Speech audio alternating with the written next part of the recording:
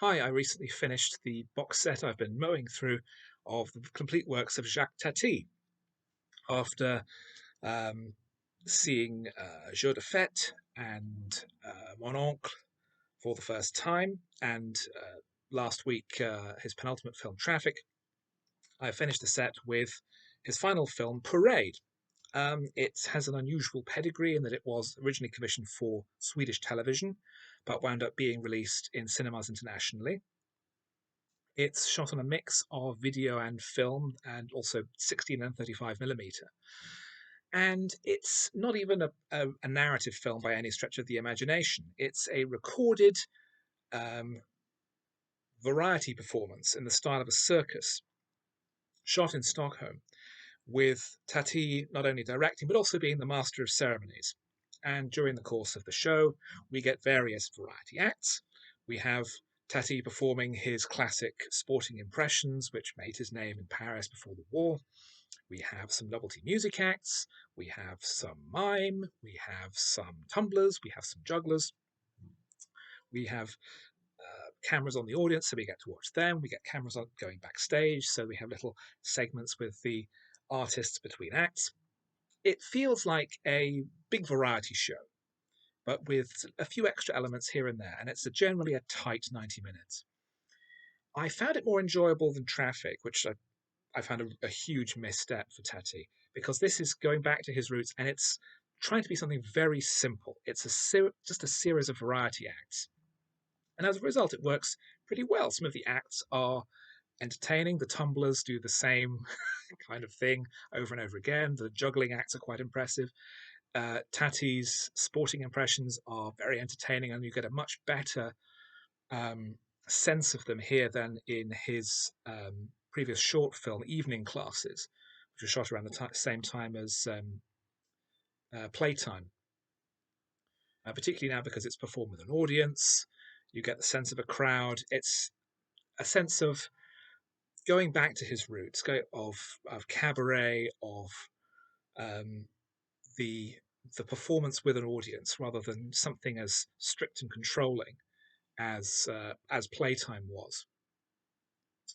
It's a strange last hurrah for Tati. He worked on another script called Confusion with the art rock group Sparks, and that would have been the final Ulo film.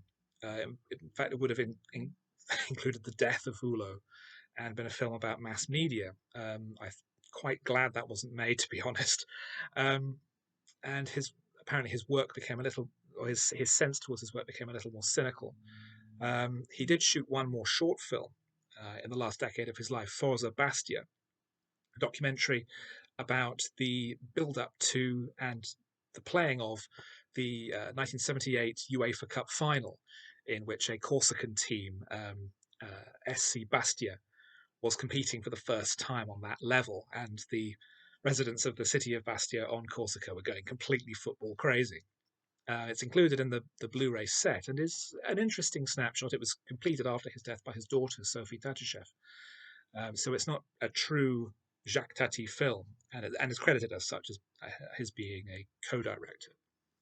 But 8 years after completing and releasing Parade, sadly Tati died at the age of 75. He left an interesting legacy. He left two undisputed masterpieces in Les Vacances de Monsieur Hulot and Playtime, and an interesting legacy of films that, as far as I can see, don't really work as well. Jour de Fête and Mon Oncle are good but not great. Parade is, as a non-narrative variety show, entertaining, and Traffic is a misfire that he made for money, and you can tell his art isn't in it, and it's his weakest film. His early short films are also interesting, and you can see which parts would later be incorporated into his earlier features. Watching his entire canon chronologically has been very interesting. You see the rise and fall of his career. I would, well, having seen them before, I would heartily recommend Les Vacances de Monsieur Hulot, Monsieur Hulot's Holiday, and Playtime very highly. I've done a podcast on Playtime. Parade, however, it's probably worth seeing if you get the chance, if it happens by, it's entertaining. It's very lightweight. There is an act involving animals, which I feel has dated rather badly, even though there's no obvious cruelty. It feels as uneasy, but it's mostly good fun. Um, but it's not representative of his skills as a comedian or as a filmmaker. And I can only recommend Les Vacances de Monsieur Hulot at playtime so many times. Parade is fine, but it's far from his best, and it was a bit of a sad way for him to end his feature career.